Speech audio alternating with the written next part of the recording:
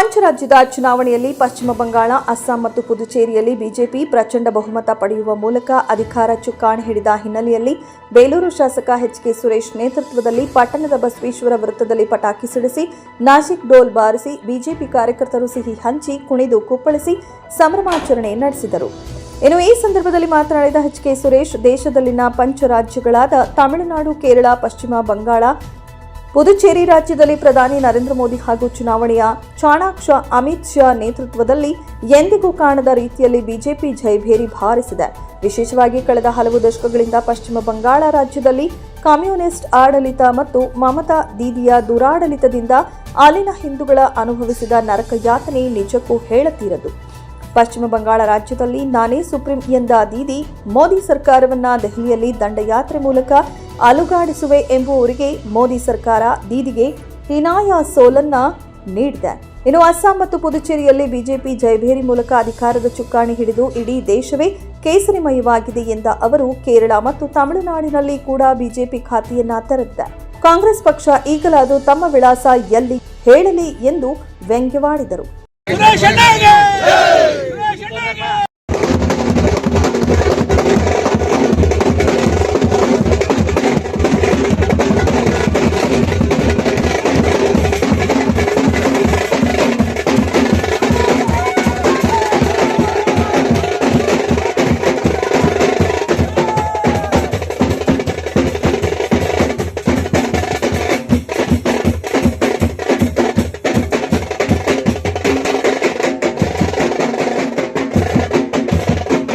ಪತ್ರಕರ್ತ ಮಿತ್ರರೇ, ಪಂಚರಾಜ್ಯದ ಚುನಾವಣೆಯಲ್ಲಿ ಭಾರತೀಯ ಜನತಾ ಪಕ್ಷ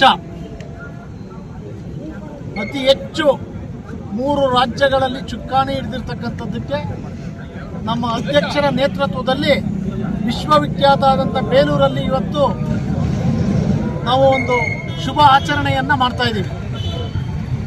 ಇವತ್ತು 3 ರಾಜ್ಯಗಳಲ್ಲಿ ಬಹು ಮುಖ್ಯವಾಗಿರ್ತಕ್ಕಂಥದ್ದು ಪಶ್ಚಿಮ ಬಂಗಾಳ. ಬಹುಶಃ ಈ ದೇಶ ಕಂಡಂತಹ ನರಕ ಯಾತ್ರೆನಲ್ಲಿ ಹಿಂದೂಗಳು ಅನುಭವಿಸ್ತಕ್ಕಂಥ ಒಂದು ಕಷ್ಟನ ಇವತ್ತು ಈ ಕ್ಷಣ ಈ ದೇಶದ ನೆಚ್ಚಿನ ಪ್ರಧಾನಮಂತ್ರಿ ನರೇಂದ್ರ ಮೋದಿ ಅವರು, ಭಾರತೀಯ ಜನತಾ ಪಕ್ಷ ಅವರಿಗೆ ವರವಾಗಿ ಇವತ್ತು ಆಶ್ರಯ ಆಗಿದೆ. ಕಳೆದ 70 ವರ್ಷದಿಂದ ಸತತವಾಗಿ ದುರಾಡಳಿತದಿಂದ ನಡೆಸಿದಂಥ ಅಧಿಕಾರಕ್ಕೆ ಇವತ್ತು ಅಂತ್ಯ ಆಗಿದೆ. ಅದಕ್ಕೆ ಚೆನ್ನಕೇಶವ ಸ್ವಾಮಿಗೆ ನಾವು ವಿಶೇಷವಾದಂಥ ಧನ್ಯವಾದವನ್ನು ಹೇಳ್ತೀವಿ. ಆತ್ಮೀಯರೇ, ಈ ದಿನ ಏನು ಪಶ್ಚಿಮ ಬಂಗಾಳದಲ್ಲಿ 35 ವರ್ಷಗಳ ಕಾಲ ಕಮ್ಯುನಿಸ್ಟ್ ಆಡಳಿತ ಹಾಗೂ 15 ವರ್ಷಗಳ ಕಾಲ ಒಂದು ತೃಣಮೂಲ ಕಾಂಗ್ರೆಸ್ ಅವರ ಆಡಳಿತದಿಂದ ಬೇಸತ್ತ ಜನ ಹೆಂಗ್ ಬೇಸತ್ತಿದ್ರು ಅಂದ್ರೆ, ಒಂದು ವರ್ಗಕ್ಕೆ ತುಷ್ಟೀಕರಣದಿಂದ ಇದ್ದಂತ ಸರ್ಕಾರ ಅಲ್ಲಿನ ಹಿಂದೂಗಳು ಪ್ರತಿಯೊಬ್ಬರಿಗೂ ಈ ಒಂದು ಏನು ಹಿಂಸೆ ಕೊಡ್ಕ ಬಂದಿರೋ 15 ವರ್ಷದಿಂದ ಆ ಒಂದು ಮುಡುಗಟ್ಟಿದ ಕಟ್ಟೆ ಇವತ್ತು ಹೊಡೆದು ಸುನಾಮಿ ರೀತಿಯಲ್ಲಿ ಬಂದು 200ಕ್ಕೂ ಹೆಚ್ಚು ಸ್ಥಾನವನ್ನು ಪಶ್ಚಿಮ ಬಂಗಾಳದಲ್ಲಿ ಕೊಟ್ಟಿದ್ದಾರೆ.